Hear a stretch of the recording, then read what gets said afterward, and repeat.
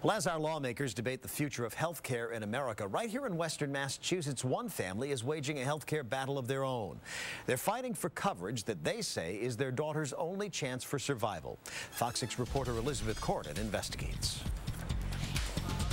She looks the picture of health, but Hannah Kohler is suffering. I can't do the things that I used to do. The violin she loves sits unplayed. Gymnastics is on hold. For this 21-year-old, every day has become a struggle.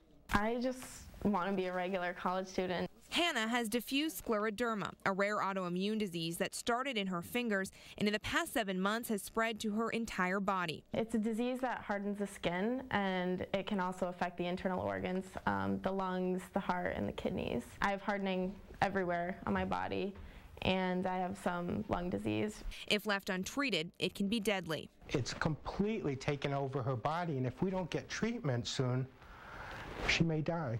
Hannah's doctors at Mass General have recommended she participate in the SCOT study. It's a clinical research program comparing 2 courses of treatment, a stem cell transplant and high doses of a chemotherapy drug. She needs the treatment. This treatment costs hundreds and hundreds of thousands of dollars.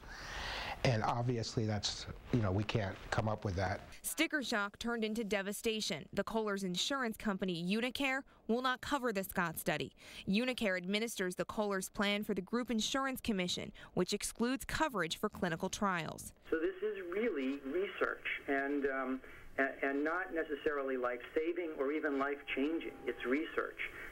And so it really raises that broader question of who pays for research. We cry every night. Hannah and her doctors have written 3 letters of appeal and received 3 letters of rejection, each stating the services that are part of the clinical trial include a stem cell transplant, and this treatment is considered investigational. Investigational services are excluded from coverage under the plan. This couldn't be any further from the truth. There is evidence that this works. In their effort to change UniCare's mind, the Kohler family found David Becker. The Florida attorney is himself a SCOT study success story and wrote a letter of appeal on Hannah's behalf, saying there is at least 8 years of supporting evidence, and other insurance companies recognize that. I think it's becoming more and more the norm that insurance companies are approving it, and I think the reason they are approving it is because they see that the research substantiates the efficacy of the treatment. Success in many of these situations is measured in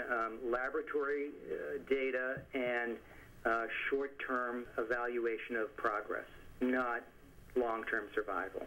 UniCare's medical team has not found enough supporting evidence to recommend making an exception and says the ultimate decision will be left up to the group insurance company. An appeal is pending. Meanwhile, the Kohler family feels betrayed. Our healthcare system is really broken.